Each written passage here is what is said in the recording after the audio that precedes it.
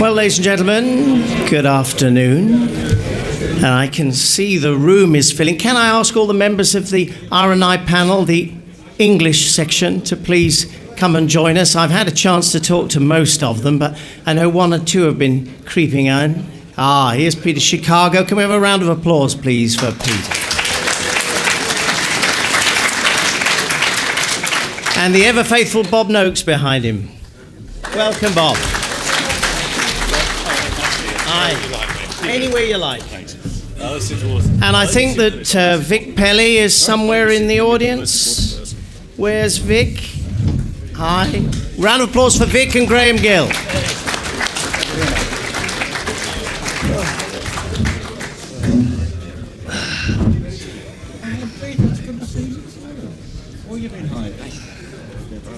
And I believe that Peter Ford may be joining us. Peter, welcome. Hiya, Peter.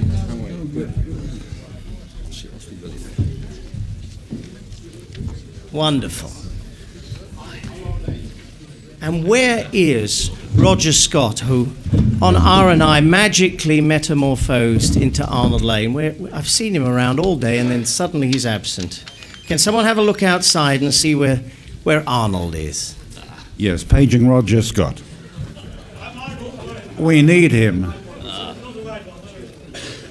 I'm sure the message will get to him. Those of you who don't know who I am, I'm Robbie Owen. I'm a presenter from The Voice of Peace, and I was an ardent listener to RNI. So when Martin and Rob and Hans asked me if I chaired this session, I felt truly humbled and honoured to be asked to chair this, because this is one of those radio stations that nobody could ignore. And in the history of offshore radio, anything that could happen to a radio station, it seemed this was the one that it happened to. So what I thought it'd be nice to do, first of all, is perhaps to run down the illustrious line of people here and let each person introduce themselves again and perhaps make a couple of comments about how they came to be involved with Radio Northsea International. So we should start on the left as you look at the audience. Bob looking laconic on the end there. Yeah, how did I start with RNI? It's a long story. Somebody wrote a book about it you might like to read. Next. Okay, I'm Victor Pelli. I joined North Sea before the Dutch service started. I met Edwin Bollier and Erwin Meister in London, and we were evaluating the future of the RNI. And I started then to reorganize the company from Zurich, and part of it was that I made the introduction with our future Dutch partners, Bazaar, in Cannes at the Meedam. And at that time, the boat was not broadcasting. And I had many meetings, and the Dutch people, they came over to our Zurich office, and then it went very, very fast, and soon the Dutch program went on air. Now I'm working as a producer. I'm doing CDs, DVDs, book publishing, and all sorts of other things. Vic, actually, we have a little clip of you, actually. It's number one on our list here. You're chatting to Alan West, and it's the 21st of February, 1971, which is a date I'm sure many of the people in this audience... This is Radio Northsea International. RNI is music on your dial 20 hours per day. And now we bid you welcome to Radio Northsea International. And first on our opening programme this afternoon is our production director, Mr. Vic Perli. A new and different chapter of Radio Northsea International begins at this time. On behalf of the owners, Mr. Meister and Mr. Bollier, I would like to bid you welcome to the new RNI. In the years to come, Radio Northsea International will bring to you the best possible entertainment. Who would have thought that 40 years on we'd all be listening to that? No. Now, sitting next to you is Peter Ford, who, behind the scenes, I think played quite an important role in trying to keep the station on the air. I met Maestro Bollier in Scheveningen in 1969. Well, I met him at a restaurant, and we came talking. They said they wanted to start a radio station. I had some experience as a ham radio operator. As a youth, I started making radio programs in Canada, so my English was okay. And I did something in automation, so they were very interested in that. I did a lot of things in the background. It had to be in a bit of hush-hush way, because before I came to Radio Northsea International, I worked for the Dutch government in a secret way, so my name couldn't be linked to RNI at that moment. So that's why many people don't know me by name, but I was there. And I'm still a friend of Bollier's, keep in touch regularly. I spoke to him last week on the phone. I'm also a friend of Les Reed from the Man of Action, and I've got a nice story on the Man of Action that was sent to me by Les Reed last week that I will read out later on. Okay, and I believe you recorded a message with Edwin Bollier, because he had hoped to be with us today, but wasn't able I can to say a few things about this. Yes. So Edwin Bollier, he's fine, he's well, but for personal reasons he could not attend. Maybe you get a hint when you see the video. He is very busy at the moment, but could be that he's going to attend next year. Then I also have some regards from Erwin Meister. He's not living in Zurich anymore. He's in Singapore, and he's working in electronics. Then another Swiss guy was very vital to RNI, was Bruno Brandenberger. He is still alive. He's not dead, as in some internet news was reported. I talked to him just the other day, and he told me to say in Dutch, hartelijke groeten van Bruno. Should we perhaps watch the message from Edwin Bollier? That would be okay. Would it be possible to show the video? No, you don't know where that is. Okay. We'll have that at the end. Okay, I tell you what, we'll run that at the end of the talk. Chicago, sitting quietly there. When did you first arrive on the Amiibo?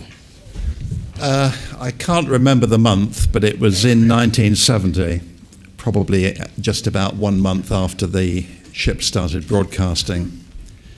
I'd missed the radio action in the 1960s, bitterly regretted it, because I nearly went out to Radio London as an engineer, but just missed being selected. And I decided that this time I wasn't going to miss out on the opportunity. I was working for a communications company called STC at the time, and I didn't even have a passport, but I decided I'd come over to Holland, and one way or another I was going to try and get a job on the radio station. Well, my father thought I was crazy. I'd never been in a shipyard or a dockyard before.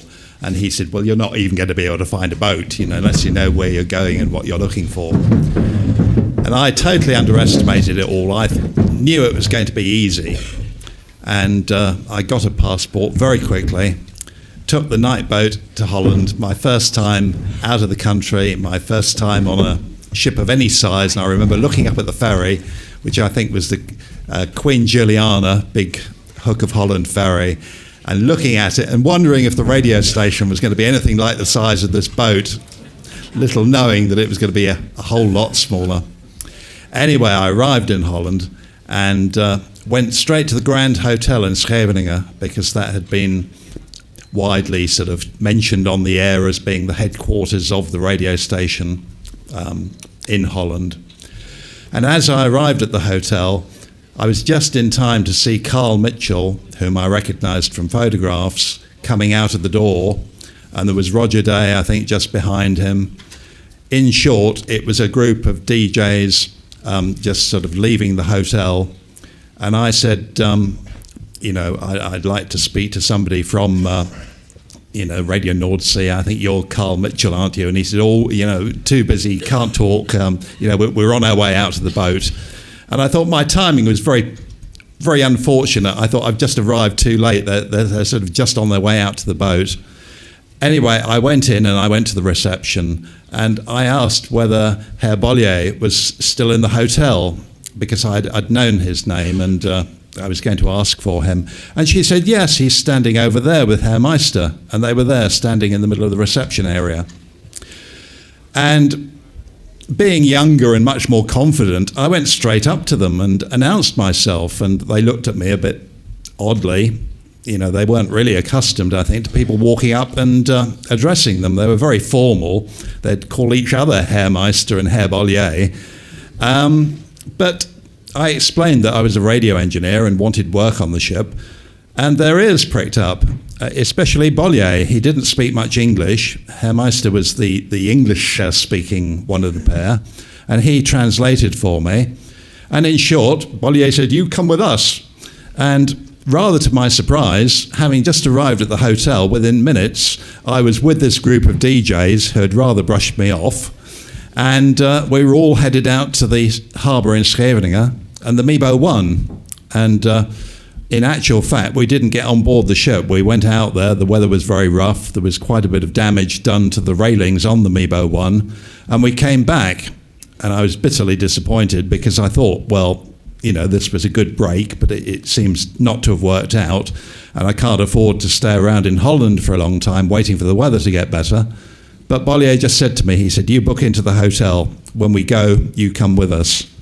And that was how I joined Radio Northsea. And the world of pirate radio. And the world of pirate radio. It all started on that morning, and it was all a matter of luck and timing. If I'd arrived a different day, even an hour later, it might have all been a different story.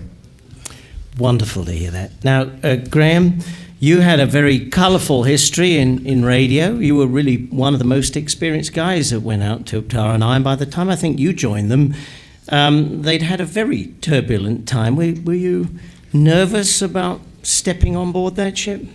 No, not really. I was, in actual fact, I joined Radio Northsea in a roundabout sort of way because I knew at the time, at the very beginning, when they were starting off in the 70s, that another pirate ship was going out. But I was in Amsterdam, I was working for manager Koen Bakker, still with the idea of going back to Australia, because at the last radio station I worked at, which is 2RG, they didn't want me to leave, they're unhappy I left.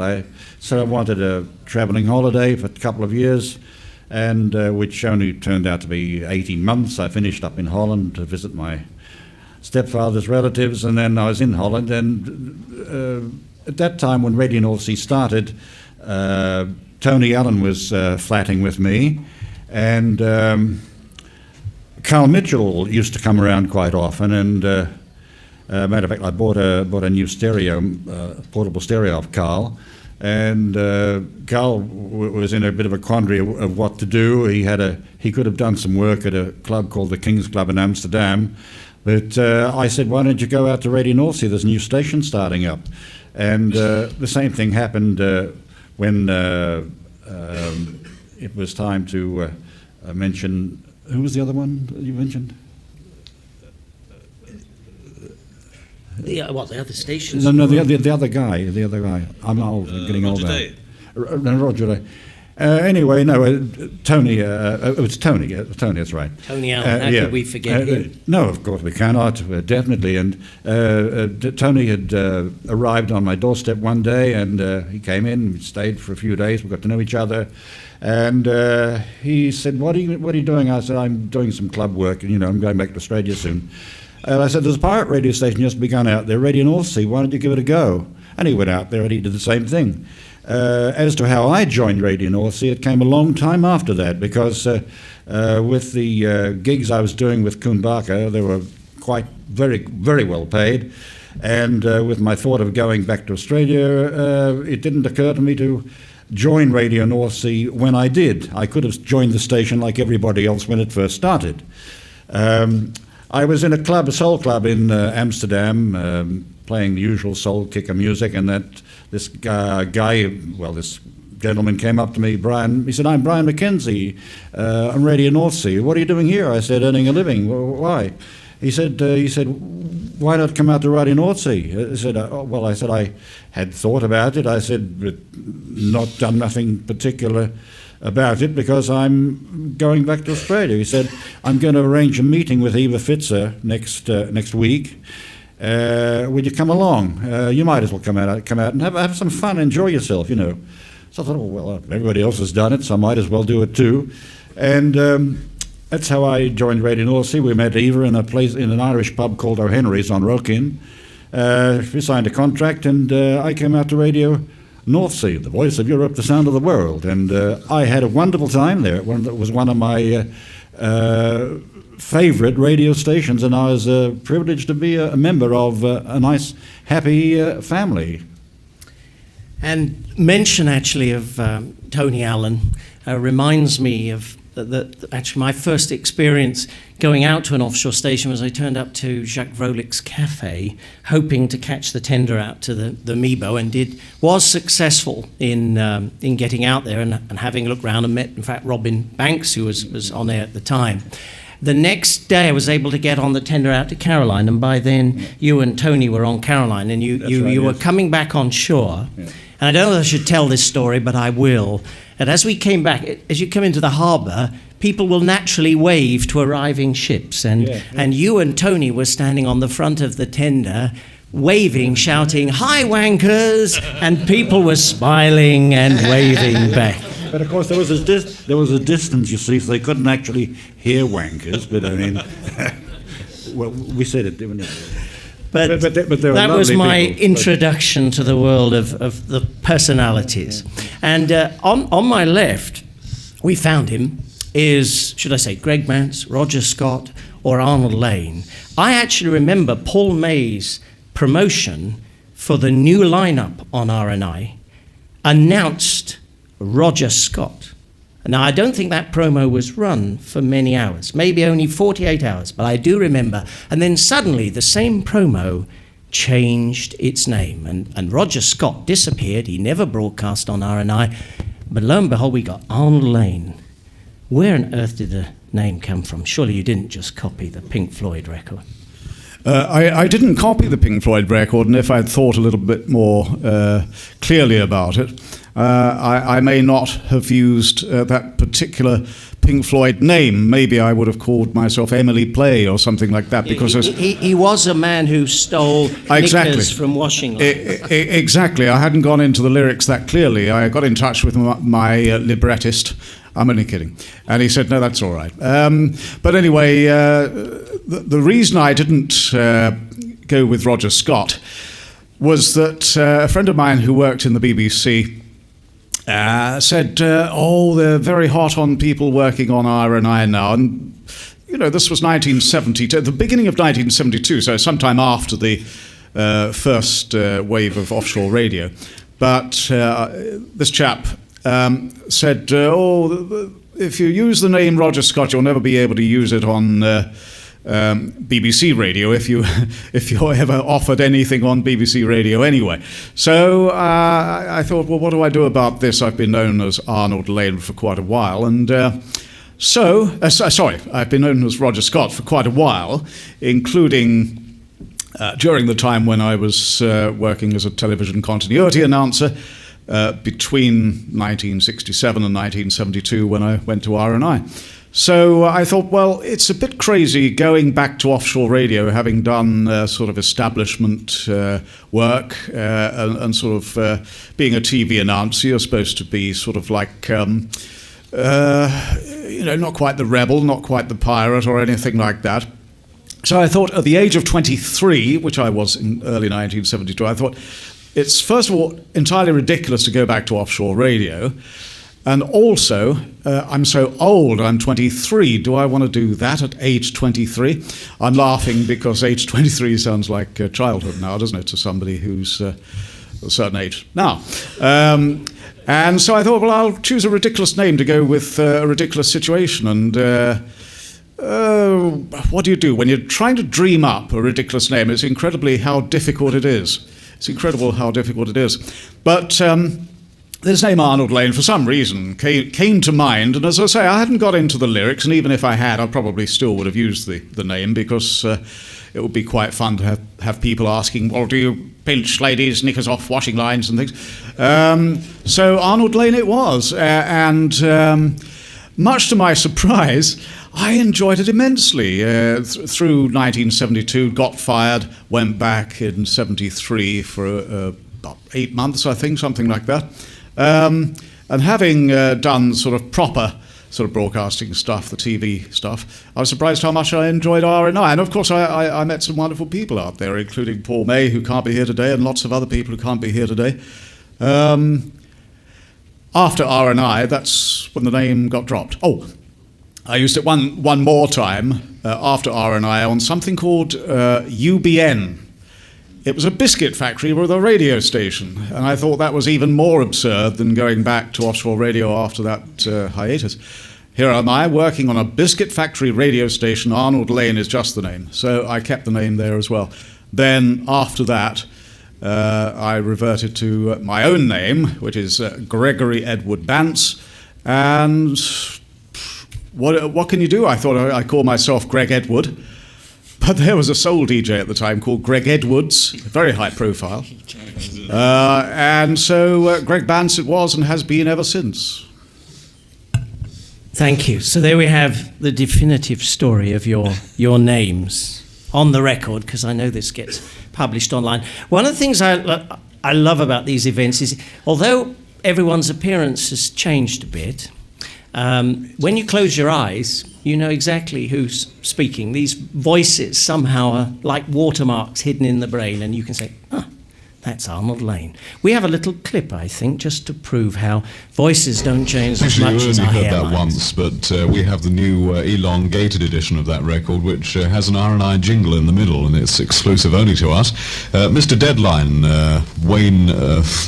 Wayne wrote the lyrics. I can't think of his other name, actually. Somebody Wayne. And anyway, Vigrass and Osborne added their inimitable interpretation to Mr. Deadline. Good single. I want you to go out in your millions, in your droves.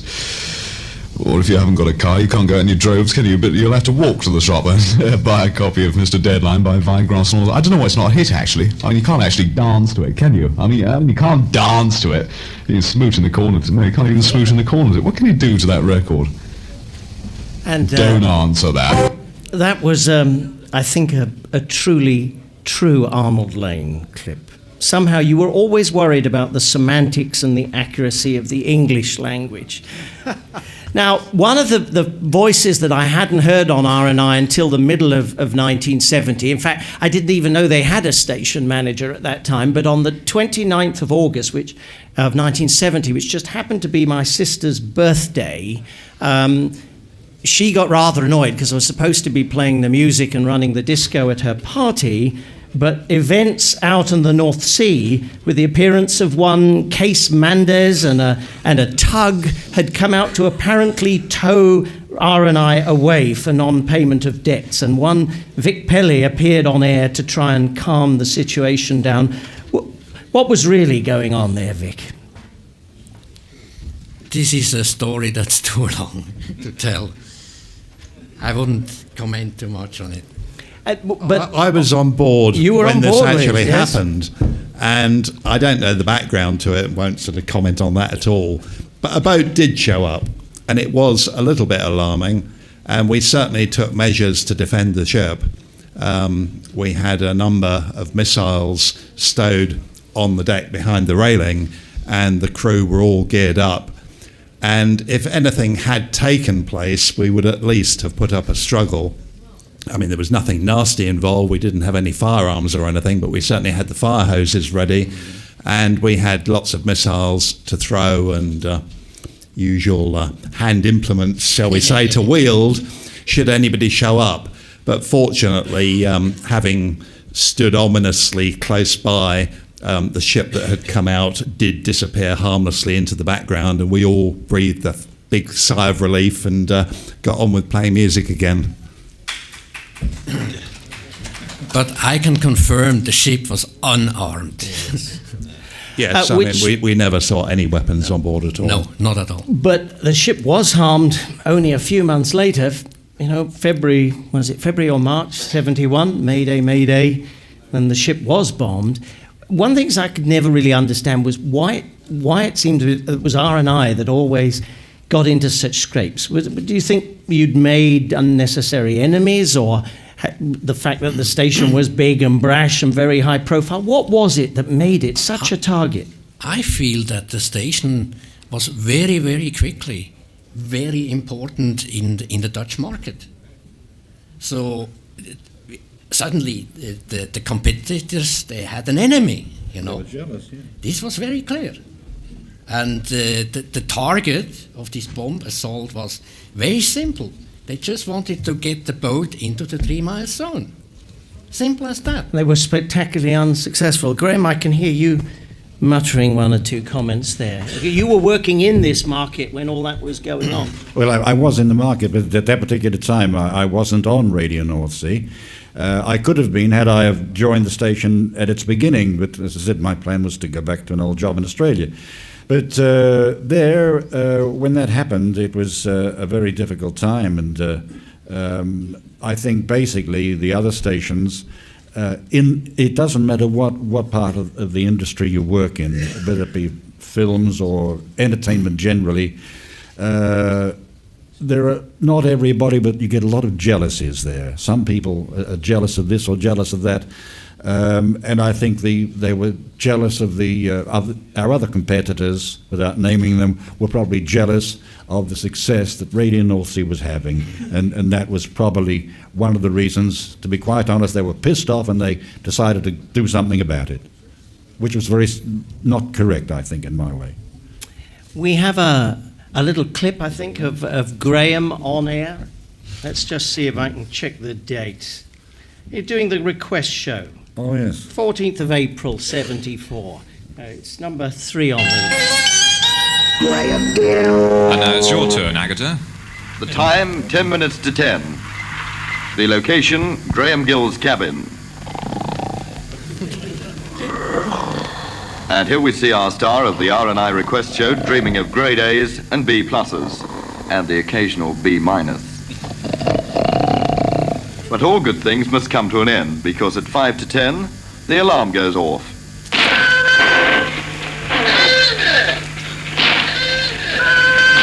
It's time for Graham to show a leg.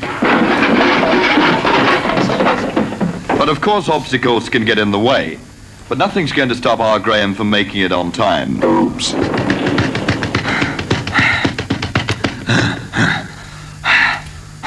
Ten seconds to 10. And Graham's made it. The studio doors fly open, and here he is with requests, dedications, grade A records, and all that's needed for 2 hours in front of the footlights. A tin of sardines, a cola cognac, a very hearty good evening, good people, and what do you know, a little bit of... Now I come from a street, that's the place where I come from. I've traveled this whole wide world all over, come and join. Yes, good people, every Sunday night between 10 and 12, it's the RNI Request Show presented by Graham Gill. P.O. Box 117, Hilversum in Holland. Every Sunday, 10 till 12 on Radio Northsea International. I guess that's the voice of Andy Archer sending you up something rotten there. That was, the thing was concocted on the Amiibo, I think. It was Andy and Robin. Robin at that particular time was on Caroline, and I remember one evening around about just after midnight. At that particular time, I'd done the evening program between 8 and 10. I think Don was off, so I alternated with him on that show, apart from the RNI Request show. And this boat came across from the Amiibo, sailing ever so long. And Andy, Agatha, we all had ladies' names, as you know, or girls' names. Agatha said, "Hey, Griselda, I've got something for you." And so we lowered the rope, and up they came for a minute, and they brought me some sardines, some Guinness, and a little thing in a plastic bag. They said, "It's a new promo for your program." I said, "Oh, really? Oh, thank you very much, Andy. That's very, very nice." So they spent a half an hour with us. We had a few drinks, and they sailed back. And we gave them a few things like that they were short of over on Amiibo. It was a happy existence, you know. It was very, very good.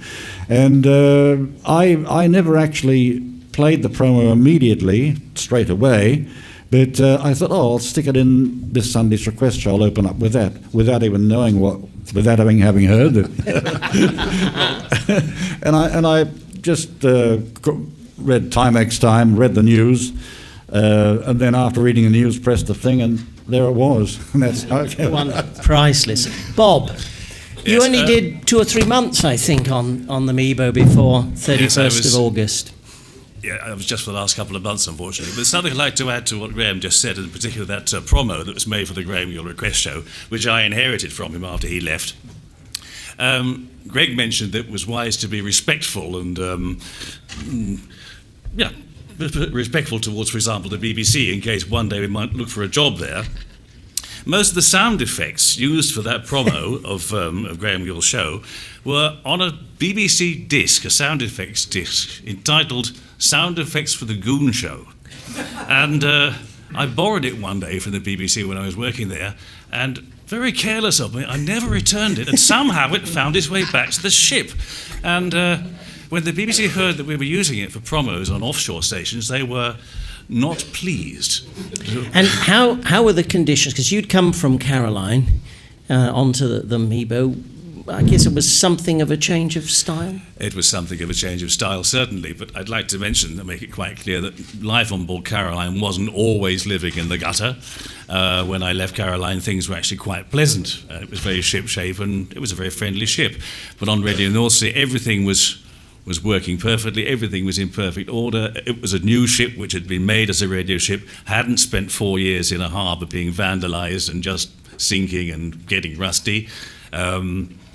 The only problem I had sometimes on Radio Northsea, strange enough, was, strange to say, relative boredom, because nothing ever went wrong. There was nothing ever needed to be repaired. It was I didn't have to climb any masts, didn't have to replace any anchors. It just occasionally had to put a new light bulb in the cabin. That was as far as it went. Yes, it was relatively calm, wasn't it? Now, we have a clip, I think, of Don Allen here, who's somebody I would like to make mention of. So maybe we should play the clip. I'm looking to see what, on my notes, which one is it? Because Peter Ford, I think, knew Don quite well, Daffy Don. Maybe I'd like to say a few words, because sadly he can't be here to tell us what life was like. Well, I knew Don Allen when he just came out of radio school in Canada. I lived in Canada as a youngster, and he started at a radio station where I made youth programs. And I went back to Holland with my family, and later on I met Don Allen when he was at Radio Caroline, just off the Isle of Man. And later he became program manager at the English service of Radio Northsea International. And he often stayed at my house before he went to the ship, and sometimes if the weather was bad, he'd stay for up to 3 weeks. And in that time, in my own studio, we made some RNI promos, we did some voiceovers, we made some famous RNI jingles in my studio. And that was... Peter, I have a question about his character, because I met him in Chevrolet's Cafe, and of course, on air, you know, he was Daffy Don, the laughter, the jokes. He seemed to be a very introspective man when I met him. He was... he didn't speak to anyone. If I would, let's say, have friends at my house and he was there, they'd say he's fake. Yes, because he wasn't as happy and gay as he came over in his programs. But he was very friendly to me. We went along very well. Yeah, we went to dinners, or we went to parties, or we went to shows if he was ashore. So he was very, and he trusted me. And the thing on that is that what many people don't know. But Don Allen had a radio show on BBC Radio Merseyside when he was working on the Amiibo. And he recorded his shows for BBC Radio Merseyside on the Amiibo. I think Graham will know that, can confirm that. On the Amiibo. Actually, he'd give them to me to be posted because he didn't want anyone else knowing about this, and especially not the people at the BBC. So I still have some programs all that in my archive. And they're very unique because Graham even sang his intro for his Country and Western show for BBC Radio Merseyside. I think, Patrick, you found a clip of Daffy Don. Let's just remind us. It is Radio Northsea International. And just before getting into music, it's over now to our sports desk. And once again, Mark van Amstel. Ja, for the last time, Don. Good evening. Luisteraars, is een gelijkspel geëindigd. De wedstrijd tussen Radio Northsea International en de Witte Boerderij in Strijen. Het was 5-5 en daarna werden penalties genomen. En die vielen beslissend uit, dus in het voordeel van Radio Northsea. Gefeliciteerd allemaal, zou ik zeggen, daar in Strijen. Overigens voor dit enthousiaste publiek. Bedankt voor die belangstelling. En het was een bijzonder sportief duel. Dus we kunnen bijzonder tevreden zijn. Zowel het team van Radio Northsea als het team van de Witte Boerderij. It's 5-5 done for the White Farm and Radio Northsea. Oh, so it was a tie. We didn't do too bad after all. We didn't win, we didn't lose. Quite all right, eh? Very good, very good. I wish I had seen that. Anyway, thanks for the wonderful information there, Mark. Well, Patrick, thanks for finding that. Now, Chicago, the transmission hall on the Amiibo, I always remember this because you almost felt you needed to take your shoes off to walk through there. It was immaculate.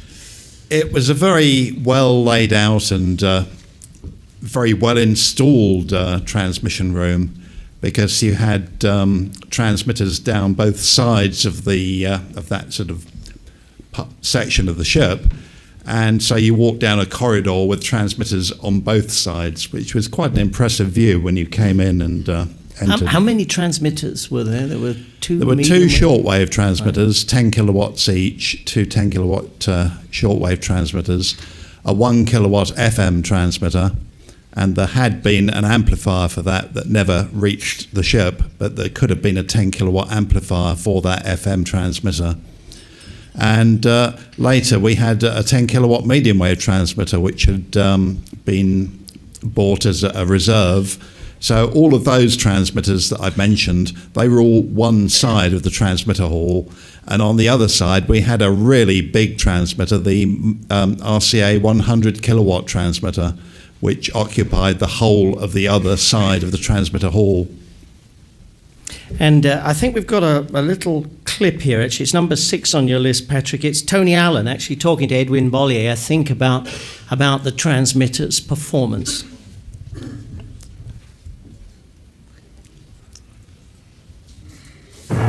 7 minutes past 4. I can't read the clock, can I? 8 minutes past 4 in the morning. It's Wednesday, the 14th of June, 1972. This is Radio Northsea International, AM and FM, going out at the moment on medium wave, shortwave, and VHF. I said that just to deviate from FM. It makes a change. Hey, Bollier, come and say good morning to everybody.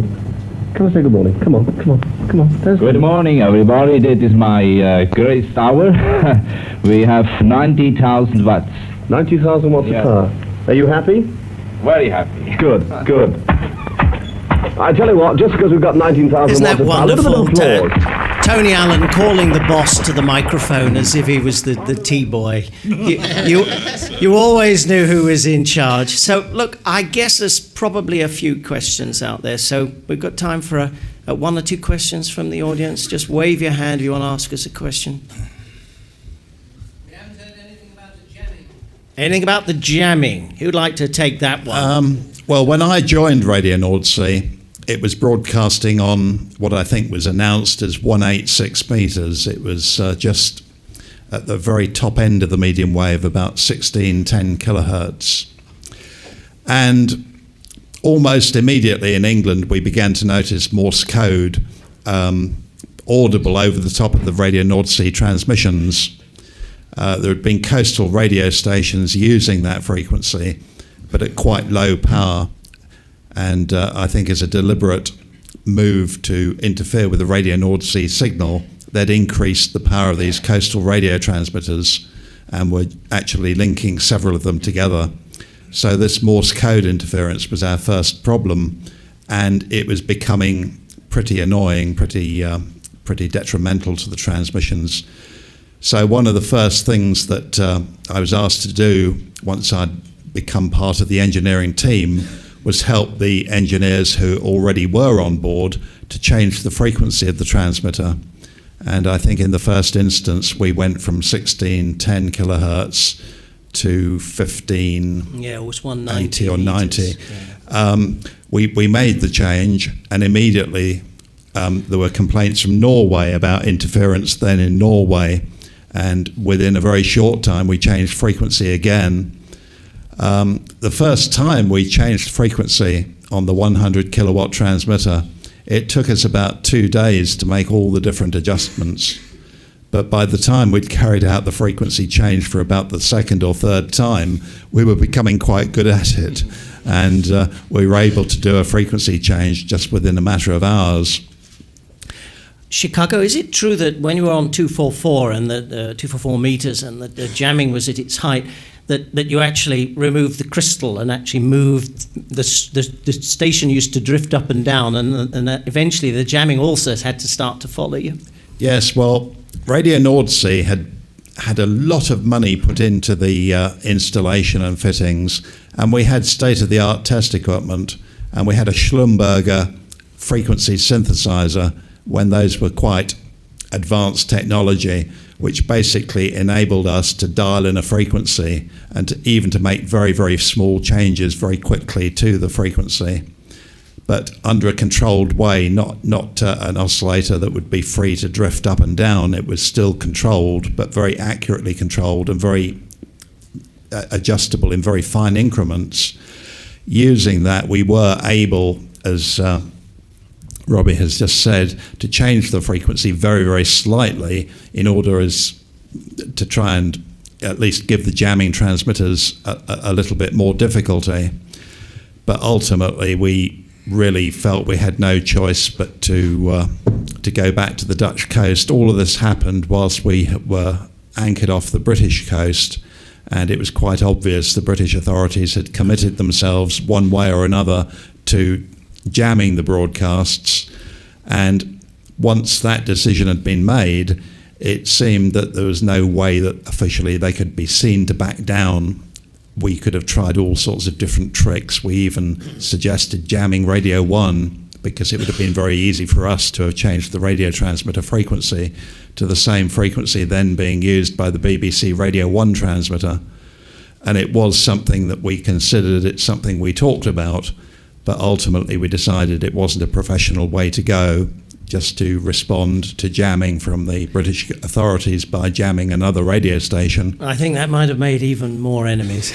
Well, it was about the only practical, because it was obvious that no matter where we went on the medium wave band, they were going to jam the signal. The decision had been taken that they were not going to allow this radio station to broadcast to a British audience. And finally, I think behind the scenes, some sort of compromise was worked out. I think it was made known to the management that if the ship was to return to the Dutch coast and the station was to stay off air for a couple of days and then return to the air, that the jamming would be discontinued. And it was on that basis that the ship left the British coast and returned to the Dutch coast. And again, as I say, after about 2 days' silence, came back on the air again. One more quick question. What about the gentleman at the back there in the orange? My question goes to Vic. I never understood how such a highly professional management as RNI could take the decision to bring the Amiibo 2 into a Dutch harbor after September the 1st, but not to any safe country like maybe Spain or Ireland or some place else. Good question, but it would just have been too difficult to supply and to get commercials. No, I mean for the ship's repair to go into any other shipyard, but not into Rotterdam, but maybe to Spain or Portugal shipyards. Okay, this would have been possible. It means after 31st of August 1984. Yeah. I can say something about that. You didn't have problems when you went into because I guess you'd paid all your bills by then and settled. Bills have always been paid. Peter, you have a comment? Yeah? Yes, I think I can say something about that. They wanted to take it back to the shipyard where the ship was built and converted into a radio ship. That was the most easiest way to go. That's what I think the decision was. Foreseeable, difficult legal situation. I don't think they could foresee that. Else I wouldn't have done it, I think. Yeah. Okay, I think we have to stop things there. It would be nice, perhaps, to conclude this section by getting a few words from Edwin Bollier himself. So I think we have that video. At least I hope we have that video.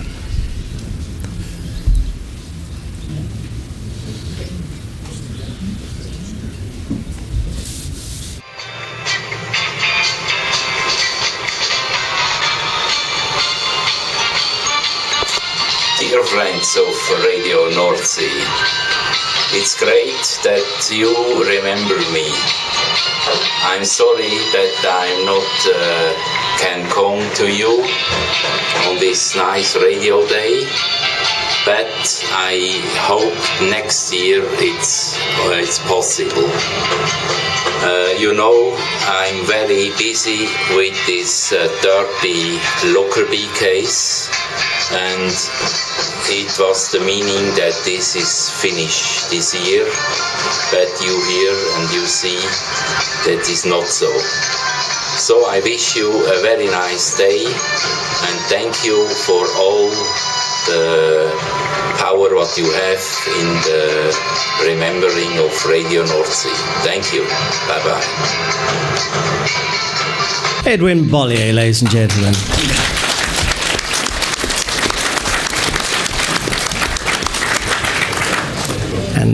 And a big thank you to him for all his efforts. I've just one quick question that I personally want to get some comments from. There were often a lot of controversies around who really backed Radio Northsea and why, and whether they were connected with regimes in the East and so on. And as far as I'm aware, no evidence have ever come to light, but perhaps Vic or Peter, who are closest to this, maybe you can perhaps set our minds at rest that it wasn't in some way a communist plot to overtake the West and corrupt our way of life. You're speechless. Peter? No, okay. I don't think so, but I'm not sure. But you're not sure? No. Interesting. Okay, and that is going to be a subject I think as somebody we'll run and run. Chicago, as somebody that was out on the ship, I can assure everybody assembled here that we were never given any sort of directives. There were never any covert messages that we were supposed to send. I mean, if anything like that had been going on, it was such a deep secret that nobody on the ship ever got to see it.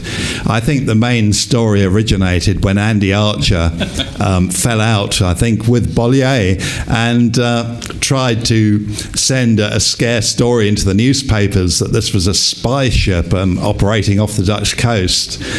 But I can truthfully say that in my entire time on the boat, there was absolutely no sign of anything like that happening at all. Thank you for that. Yes, Peter, I think I can confirm this fully. And there was never a direction from Zurich in this direction. Never. Good. I'm pleased to hear it. Okay, ladies and gentlemen, this is a panel I'm sure could have gone on for quite a lot more. It's been a pleasure to chair it. I'd like to say a big thank you to Bob Noakes, Vic Perli, Peter Ford, Peter Chicago, Graham Gill, and Arnold Lane.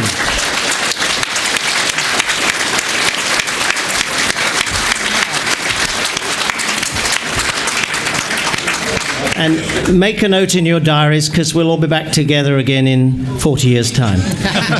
Thank you. 40 years, Vic. Thank you.